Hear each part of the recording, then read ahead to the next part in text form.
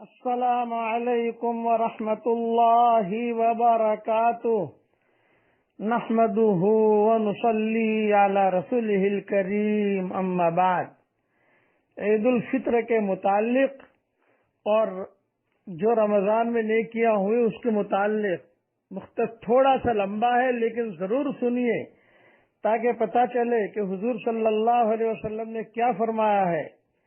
جب عید الفطر کی رات ہوتی ہے تو اس کا نام آسمانوں پر لیلۃ الجائزہ یعنی انعام کی رات سے لیا جاتا ہے، اور جب عید کی صبح ہوتی ہے تو حق تعالی شانہ فرشتوں کو تمام شہروں میں بھیجتے ہیں۔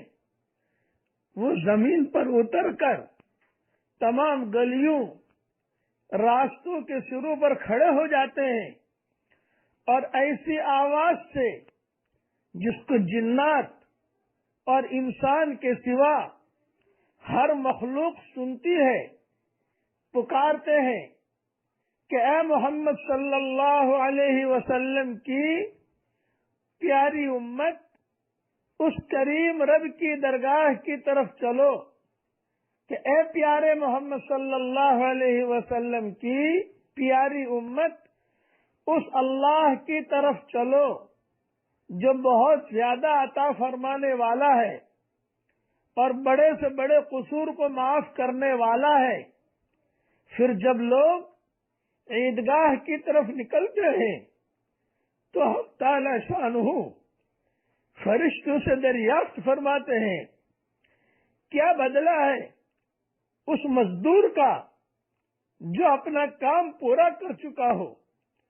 فرشتے عرض کرتے ہیں کہ ہمارے معبود اور ہمارے مالک، اس کا بدلہ یہی ہے کہ اس کی مزدوری پوری دے دی جائے۔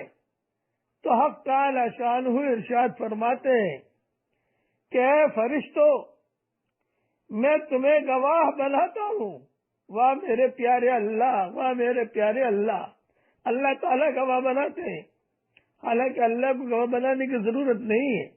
حدیث میں ہے کہ اے فرشتوں، میں تمہیں گواہ بناتا ہوں کہ میں نے ان کو رمضان کے روزوں اور تراویح کے بدلے میں اپنی رضا اور مغفرت عطا کر دی۔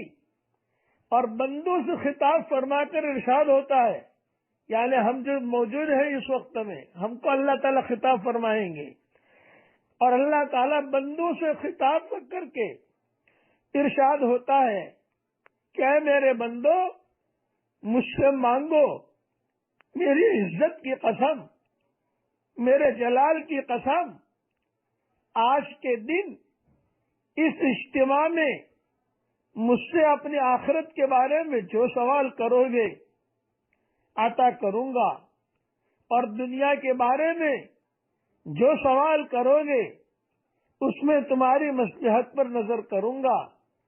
میری عزت کی قسم کہ جب تک تم میرا خیال رکھو گے میں تمہاری لفظشوں پر ستاری کرتا رہوں گا اور ان کو چھپاتا رہوں گا۔ میری عزت کی قسم اور میرے جلال کی قسم، میں تمہیں مجرموں اور کافروں کے سامنے رسوا اور فضیحت نہ کروں گا۔ بس اب بخشے بخشائے اپنے گھروں کو لوٹ جاؤ، تم نے مجھے راضی کر دیا اور میں تم سے راضی ہو گیا۔ بس فرشتے اس اجر و ثواب کو دیکھ کر جس امت کو افطار کے دن ملتا ہے خوشیاں مناتے ہیں اور کھل جاتے ہیں۔ اللہم اجعلنا منہم۔ اللہ تعالیٰ یہ ساری کی ساری فضیلتیں ہم سب کے لیے اللہ تعالیٰ قبول فرمائے۔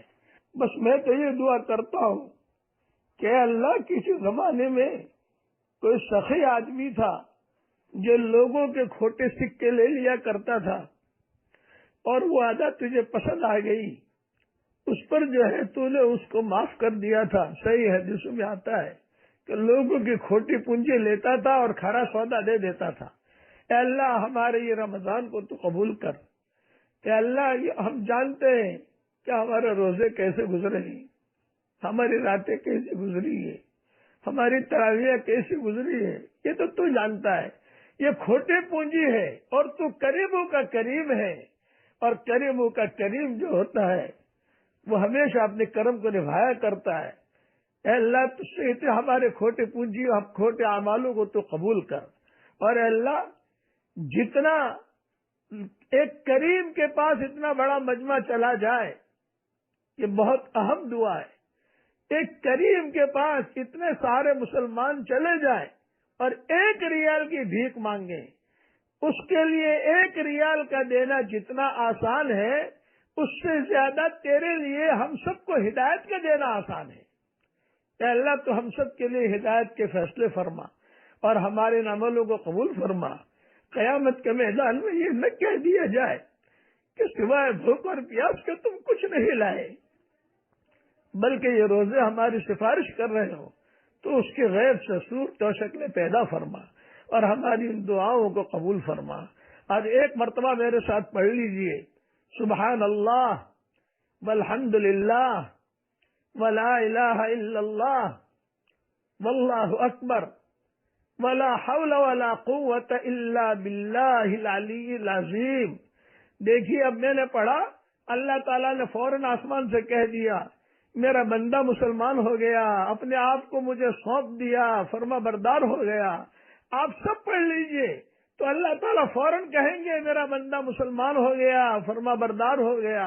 اللہ تعالیٰ ہم سب کو عمل کرنے کی توفیق عطا فرمائے. آمین آمین. والسلام علیکم ورحمۃ اللہ وبرکاتہ، وآخر دعوانا ان الحمد للہ رب العالمین.